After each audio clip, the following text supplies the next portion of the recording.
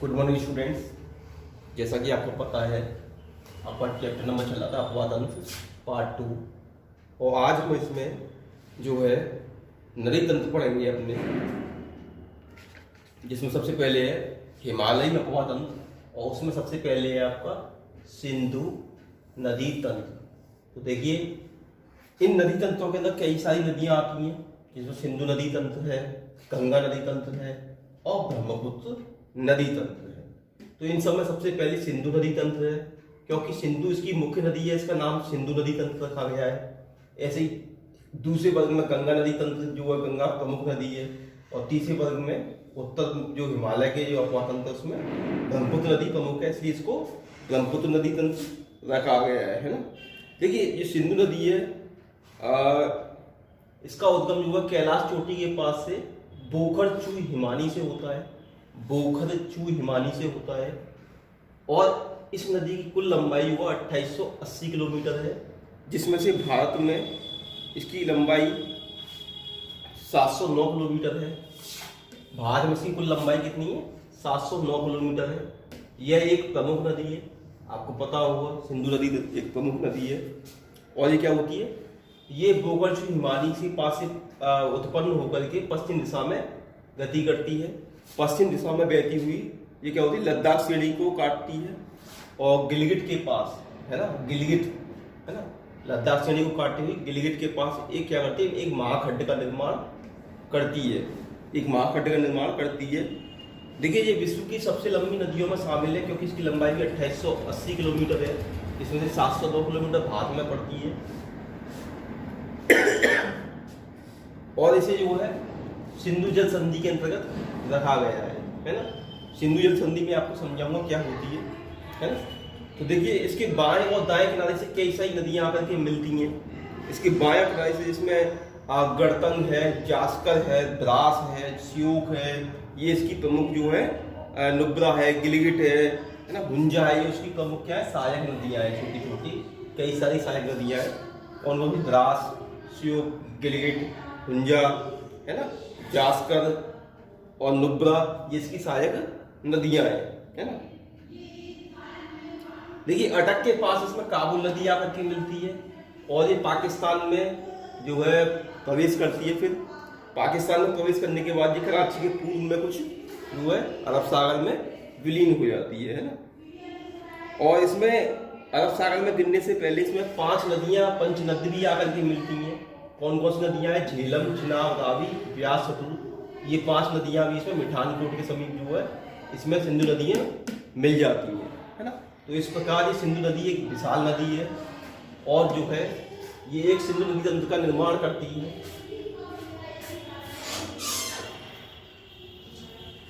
ना। तो ये एक प्रमुख नदी है। अब इसकी कुछ और भी कुछ नदियां हैं, तो मैंने आपको बताया इसकी कौन कौन सी नदियां हैं। इसमें इसके बाद दूसरी नदी है झेलम। देखिए झेलम एक प्रमुख नदी है ना, और इसका जो उद्गम है वो शेषनाग झील से होता है और ये बुलर झील से होती हुई कहाँ जाती है? पाकिस्तान सीमा के पास जाती है, बुलर झील से होती हुई। देखिए झेलम नदी जो नदी है इसका कश्मीर में जो है, जम्मू कश्मीर में इसका जो है व्यापारिक महत्व है काफी, क्योंकि इसमें क्या है? झेलम नदी में यातायात की दृष्टि से इसका प्रयोग किया जाता है ना, झेलम नदी का। इसके बाद है चिनाब। इसको प्राचीन काल में अस्किनी कहते थे, प्राचीन काल में उसका नाम था अस्किनी या चंद्रभागा। देखिए इसकी कुल लंबाई है 1180 किलोमीटर और इसका उद्गम होता है वो हिमाचल प्रदेश में बड़ा लाचा दर्रा के पास से होता है। हिमाचल प्रदेश में बड़ा लाचा दर्रा के पास से इसका उद्गम होता है, जहाँ से ये उत्तर पश्चिम की ओर प्रवाहित होती हुई कहाँ होती है? पाकिस्तान में प्रवेश कर जाती है। उत्तर पश्चिम की ओर प्रवाहित होती हुई पाकिस्तान में प्रवेश कर जाती है। इसके बाद है रावी। इसका प्राचीन नाम हमें परुष्णी मिलता है, परुष्णी या इरावती मिलता है। इसका जो उद्गम है वो हिमाचल प्रदेश के बंगाल बेसिन से होता है और भारत में इसकी कुल लंबाई 725 किलोमीटर है और सराय सिंधु के पास ये चिनाब नदी में मिल जाती है। चिनाब नदी में सराय सिंधु के पास ये मिल जाती है ना। इसके बाद है व्यास नदी। जो व्यास नदी है इसका उद्गम व्यास कुंड से होता है, रोहतांग दर्रा के पास पड़ता है ये, है ना, हिमाचल प्रदेश में। और ये जो है हरीके के निकट, ये हरीके जो स्थान है ना, जहाँ से आपको पता होगा कि वो नहर निकाली गई है। कौन सी नहर निकाली गई है? राजस्थान नहर, इंदिरा गांधी नहर निकाली गई है ना, वो हरीके से ही तो निकाली गई है। हरीके के निकट इसमें जो है सतलुज में मिल जाती है। इसके बाद सतलुज है। देखिए सतलुज एक बड़ी नदी है और इसका जो उद्गम है, जो सतलुज नदी का उद्गम है, इसका जो है तिब्बत के राकस झील से होता है ना। और ये पश्चिम में जो है 400 किलोमीटर तक जो सिंधु के समानांतर प्रवाहित होती हुई भारत में प्रवेश करती है। और भारत में जो है ये जास्कर श्रेणी और शिवालिक श्रेणी को काटकर गहरे खड्ड बनाती है। जास्कर श्रेणी और शिवालिक श्रेणी को काट करके गहरे खड्डों का निर्माण करती है, महाखड्डों का निर्माण करती है। भारत में इसकी कुल लंबाई 1050 किलोमीटर है सतलुज नदी की, है ना। तो ये जो है और मिठानकोट के निकट ये क्या होती है, सिंधु नदी से मिल जाती है। पाकिस्तान में पड़ता है मिठानकोट, वहां पर ये सिंधु नदी से मिल जाती है। तो इस प्रकार देखिए सिंधु नदी तंत्र है, इसमें कुछ प्रमुख नदियां हैं, है ना, और जिसमें सिंधु सबसे प्रमुख नदी है। सिंधु नदी जो है सबसे प्रमुख है इसमें। और देखिए एक सिंधु जल संधि हुई थी सन 1960 में। उस सिंधु जल संधि के अंतर्गत क्या हुआ था कि एक विभाजन किया गया था भारत की नदियों में और पाकिस्तान में, कि भारत जो है कुछ नदियों के जल का प्रयोग कर सकता है और पाकिस्तान भी जो है कुछ नदियों के जल का प्रयोग कर सकता है। तो पूर्वी और पश्चिमी नदियां इसमें निर्धारित की गई थी। तो जो पश्चिमी नदियां थी उनके जल का प्रयोग जो है वो पाकिस्तान कर सकता है 80% और 20% भारत कर सकता है। इसी प्रकार जो पूर्वी नदियां हैं उनके जल का 80% का प्रयोग भारत कर सकता है और 20% का प्रयोग जो है वो पाकिस्तान कर सकता है। इसमें पूर्वी और पश्चिमी नदियां कौन सी हैं? इसमें पश्चिमी नदियां हैं सिंधु, चिनाब और झेलम। सिंधु, चिनाब और झेलम जो है ये पश्चिमी नदियां हैं और रावी, व्यास, सतलुज जो है ये पूर्वी नदियां हैं। तो भारत जो है इन तीन नदियों का, पूर्वी नदियों का 80% जल का प्रयोग कर सकता है। ये सिंधु जल संधि में निर्धारित किया गया है ना। तो इसके बाद हमारा शुरू होता है गंगा नदी तंत्र। देखिए गंगा नदी तंत्र जो है ये सबसे प्रमुख नदी तंत्र है और देश के लगभग 1/4 क्षेत्रफल पर ये फैला हुआ है। देश के लगभग 7.25 लाख वर्ग किलोमीटर क्षेत्र पर ये फैला हुआ। गंगा नदी तंत्र के अंतर्गत बहुत सारी नदियां आती हैं, है ना। इसमें गंगा है, यमुना इसकी सहायक है, रामगंगा है, बेतवा है, चंबल है ना, घाघरा है, गंडक है, कोसी है, ये सभी इसकी सहायक नदियां हैं। जो इसमें केन है, बेतवा है, ये सब गंगा नदी में ही आती, क्योंकि ये सब बाद में क्या है गंगा नदी में ही जाकर के मिल जाती है। तो आपको पता है गंगा एक जो प्रमुख नदी है और भारत में इसकी कुल लंबाई 2525 किलोमीटर है। कहाँ से? जहाँ से उत्पन्न होती है। इसका उद्गम कहाँ पे है? गंगा नदी का। इस नदी का उद्गम पड़ता है आपका उत्तराखंड में। उत्तराखंड में कहाँ पर पड़ता है इसका? उत्तराखंड में इसका उद्गम उत्तराकाशी जनपद में, उत्तराकाशी जिले में कहाँ से होता है इसका? गोमुख के निकट 3900 मीटर की ऊंचाई, गोमुख के निकट गंगोत्री नामक ग्लेशियर से इस नदी की उत्पत्ति होती है। परंतु देखिए अभी हम इसको गंगा नदी नहीं बोलेंगे, क्योंकि गोमुख के निकट से जो नदी उत्पन्न होती है वो भागीरथी है, उसको हम भागीरथी कहते हैं। जब देवप्रयाग में भागीरथी और अलकनंदा का संगम हो जाता है, उसके बाद इस दोनों नदियों की संयुक्त धारा का नाम पड़ता है, तब उसे गंगा कहते हैं। यानी गंगा उसको हम नहीं कहते। पहले भागीरथी नदी का उद्गम होता है, कहाँ से होता है? गंगोत्री ग्लेशियर से होता है। तो इसमें भागीरथी उत्पन्न होती है, फिर देवप्रयाग में एक अलकनंदा नदी इस भागीरथी नदी से मिलती है। तो दोनों नदियां मिलने के बाद जो नदी बनती है उसका नाम है गंगा। देखिए इसमें जो है भागीरथी एक छोटी नदी है और अलकनंदा जो है वो एक बड़ी नदी है ना, जिसको जो कई नदियों से मिलकर बनी है। अलकनंदा जो है कई नदियों से मिलकर बनी है ना। देखिए अलकनंदा की दो बड़ी सहायक नदियां हैं, एक तो धौली गंगा है ना, और दूसरी है आपकी विष्णु गंगा। जो धौली गंगा है वो नीति दर्रे के निकट जास्कर श्रेणी से निकलती है और विष्णु गंगा है वो माना दर्रे के निकट कामेट शिखर के पास से निकलती है। माना दर्रे के पास से कामेट शिखर के पास से निकलती है। तो धौली गंगा और विष्णु गंगा जो है वो कहाँ मिलती हैं दोनों?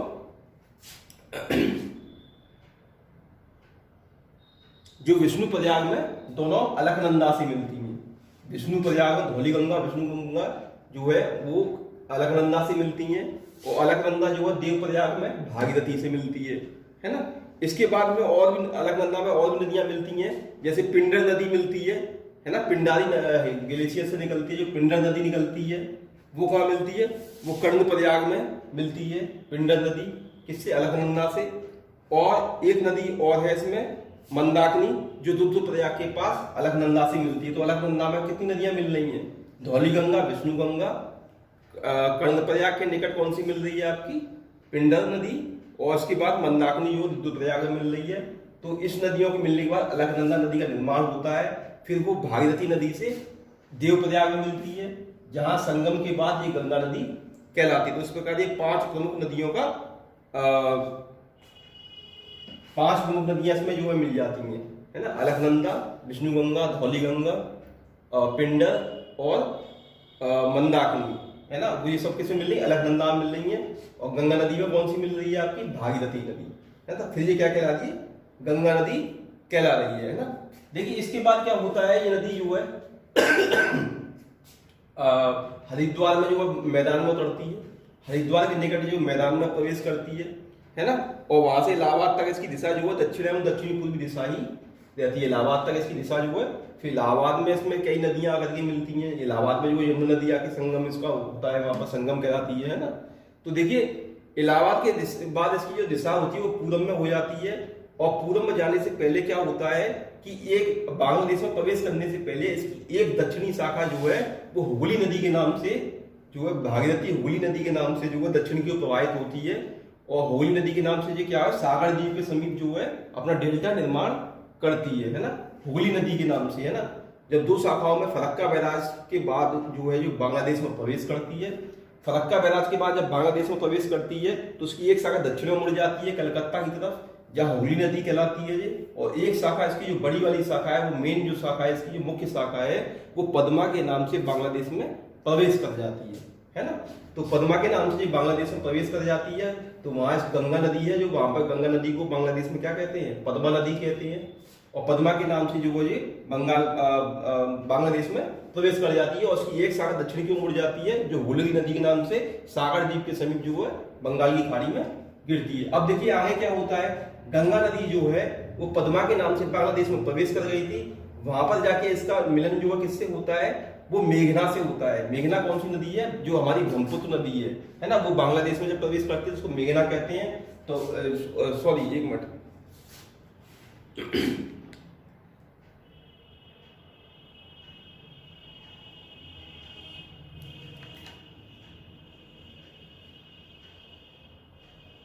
हाँ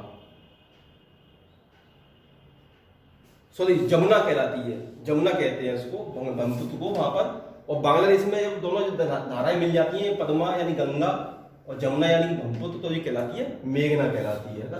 तो ये है आपका गंगा नदी तंत्र। देखिए गंगा नदी में कई सारी सहायक नदियां आकर के मिलती हैं, है ना। शुरुआत में देखिए उत्तर से इसमें क्या है, देखिए आपको पता है गंगा ये भारत की एक पवित्र नदी है, प्रमुख नदी भी है। कई सारी नगर इसके सामने किनारे बसे हुए, जैसे बनारस हो गया आपका, कानपुर हो गया, है ना, हरिद्वार हो गया, ये है ना। और इसके अलावा आपका साहेबगंज हो गया, झारखंड में पड़ता है, वो भी इस गंगा नदी के किनारे। पटना है जो है वो भी गंगा नदी के किनारे है ना। तो कई सारे नगर इसके किनारे हैं, गंगा नदी के किनारे जो पवित्र नगर माने जाते हैं, है ना। इसमें देखिए कई सारी नदियां आकर के मिलती, कुछ नदियां तो ऐसी हैं जो सदा नीरा है, क्योंकि कुछ नदियां ऐसी हैं जो हिमालय पर्वतों से निकलती हैं और गंगा नदी में मिल जाती हैं, परंतु कुछ नदियां ऐसी हैं जो सदा नीरा नहीं है या प्रायद्वीपीय दक्षिण से आकर के गंगा नदी में मिलती हैं। तो देखिए इसमें कौन कौन सी नदियां आकर के मिलती हैं, तो देखिए इसमें जो उत्तर से आने वाली नदियां जो पहाड़ी भाग में मिलती है, रामगंगा है, गोमती है ना, टोंस है, घाघरा है, गंडक है ना। और ये सभी सदा नीरा है और हिमालय से आकर के मिलती हैं। इसके अलावा इसमें दक्षिण से आकर कौन सी मिलती है, केन है, बेतवा है, चंबल है ना, चंबल है। देखिए इसकी सबसे बड़ी जो सहायक नदी है गंगा नदी की, वो कोसी नदी है, जो बिहार से आगे निकल के मिलती है ना। एक यमुना नदी भी इसकी सबसे लंबी सहायक नदी है, और सबसे बड़ी सहायक नदी इसकी कोसी है ना। तो यमुना नदी जो है इसकी वो सहायक नदी है ना। तो ये कई सारी नदियां आकर के मिलती हैं। दाहिने तट से इसमें आकर के यमुना, सोन है, पुनपुन है, रूपनारायण है ना, दामोदर है, ये नदियां आकर के गंगा नदी में मिलती हैं। और इस प्रकार ये गंगा नदी जो है एक विशाल तंत्र का निर्माण करती है, जिसका जो कैचमेंट एरिया है वो 7.25 लाख वर्ग किलोमीटर में फैला हुआ है। तो ये गंगा नदी तंत्र है। अब इस गंगा नदी तंत्र में कई सारी नदियां आती हैं, जैसे यमुना नदी है। यमुना नदी की कुल लंबाई कितनी है? 1384 किलोमीटर है। और यमुना नदी का उद्गम कहाँ से होता है? वो भी आपका कहाँ से होता है? उत्तराखंड में यमुनोत्री हिमनद से, है ना, बंदरपूछ हिमानी से इसका उद्गम होता है। किसका? यमुना नदी का, है ना। देखिए यमुना नदी भी जो है इसकी कई सारी सहायक नदियां हैं। चंबल है, चंबल जो है इसमें मिलती है यमुना नदी में आकर के, है ना, इटावा के समीप आके मिलती है। सिंध है, बेतवा है, टोंस है, गिरी है, सेंगर है, बरुणा है ना, रिंद है, हिंडन है। ये कई सारी छोटी नदियां हैं यमुना की सहायक नदी हैं। और यमुना जो है वो प्रयाग में या प्रयागराज में जो गंगा नदी से मिल जाती है ना। इसके बाद चंबल नदी है। तो चंबल नदी देखिए कुल लंबाई कितनी है इसकी? 965 किलोमीटर है। और चंबल नदी का उद्गम कहाँ है? मध्य प्रदेश में महू के जिला महू है ना, वहाँ पर एक महू की जनापाव पहाड़ी से इसका उद्गम होता है। और चंबल नदी के जो कोटा के निकट इस पर क्या कहते हैं, एक बांध बना हुआ है, गांधी सागर बांध बना हुआ है ना, गांधी सागर बांध बना हुआ है इस पर कोटा के निकट। और जो काली सिंध, सिप्ता जो है, और जो है पार्वती और बनास, इसकी प्रमुख सहायक नदियां किसकी? चंबल नदी की, है ना। और चंबल जो है इटावा के समीप जो है यमुना में जाकर के मिल जाती है ना। उत्तर प्रदेश में इटावा के निकट जो है यमुना में जाकर के मिल जाती है। इसके अलावा बेतवा है। इस बेतवा भी जो है वो भी यमुना में मिलती है। और जो बेतवा यमुना नदी मिलती है, और यमुना जो है गंगा नदी में मिलती है। बेतवा का उद्गम कहाँ पर है? बेतवा का उद्गम जो है भोपाली दक्षिण पश्चिम में होता है। और ये ललितपुर, झांसी, विदिशा होती हुई जो है जो वो कहाँ पर आके मिलती है? हमीरपुर के निकट जो है यमुना नदी में आकर के मिल जाती है। हमीरपुर जो है जिला है यूपी का, वहां पर आकर के यमुना जो है यमुना जी में आकर के बेतवा मिल जाती है ना। बेतवा पर एक बांध बना हुआ है, माता टीला बांध बना हुआ है ना। तो ये नदी है, ये बेतवा भी जो गंगा की सहायक नदी, क्योंकि बेतवा किसमें मिल रही है? यमुना नदी में आकर मिल रही है ना। इसके बाद एक घाघरा है। घाघरा नदी को कर्णाली या कोरियाली भी कहते हैं, है ना। इसकी जो उत्पत्ति है ये कहाँ से होती है? तकलाकोट के निकट होती है। और तब से मापुचा चुंगू हिमानी से होती है। घाघरा नदी की उत्पत्ति कहाँ से होती है? मापुचा चुंगू हिमानी से होती है। और बाद में इसकी प्रमुख सारी नदियां तिलास, सेती और बेरी नदियों का जल संग्रहित करती हुई ये कहाँ आती है? मैदान में उतरती है ना। और छपरा के निकट जो है घाघरा जो है वो गंगा से मिल जाती है। बिहार में छपरा जगह पड़ती है, वहां पर जो है गंगा नदी से जो घाघरा जो है मिल जाती है। इसके बाद गंडक है, जिसको हम सदानीरा कहते हैं। गंडक नदी एक पुरानी, जिसका पुराना नाम जो है सदानीरा है। और नेपाल में इसको कोरियाली कहते हैं, और सदानीरा भी कहते हैं, और सालीग्रामी भी कहते हैं। इस नामों से इसको जाना जाता है ना। मैं आपको पीडीएफ में इसका पूरा जो है डिटेल दे दूंगा गंडक नदी का, है ना। और ये भी इसकी गंगा जी की सहायक नदी है। इसके बाद कोसी नदी है, जो गंगा की सबसे बड़ी सहायक नदी है। देखिए कोसी नदी का उद्गम जो है महान हिमालय श्रेणी से होता है ना। और ये कोसी नदी है 7 नदियों से मिलकर बनी है, जिसमें सबसे प्रमुख जो है अरुण नदी है, जो तिब्बत के फुंगचू के नामक, तिब्बत में एक जगह है फुंगचू हिमनद, वहां से अरुण नदी का उद्गम होता है। तो वो जो है अरुण नदी जो है बाद में क्या कहलाती है? कोसी नदी कहलाती है। देखिए महान हिमालय में क्या करती है? गहरा खड्ड निर्माण करती है कोसी नदी, काटती है उसकी श्रेणी को। और उसमें पूर्व की ओर से जो है तामू नदी, और पश्चिम की ओर से जो है सुनकोसी आकर के मिल जाती है। उसके बाद इसको क्या कहते हैं? कोसी नदी कहते हैं। देखिए कोसी नदी जो है शिवालिक को पार करके विशाल जलोढ़ पंखों का निर्माण करती है। और उसके बाद ये क्या होती है? बिहार में जयनगर के निकट, जयनगर एक जगह पड़ती है, वहां पर ये मैदान में प्रवेश करती है। बिहार में कोसी नदी जो है मैदान में प्रवेश करती है। और देखिए इसे बिहार का शोक भी कहते हैं कोसी नदी को, क्योंकि ये अपने मार्ग परिवर्तन के लिए ये विख्यात है। जैसे क्या होता है, कोसी जो मार्ग कैसे परिवर्तित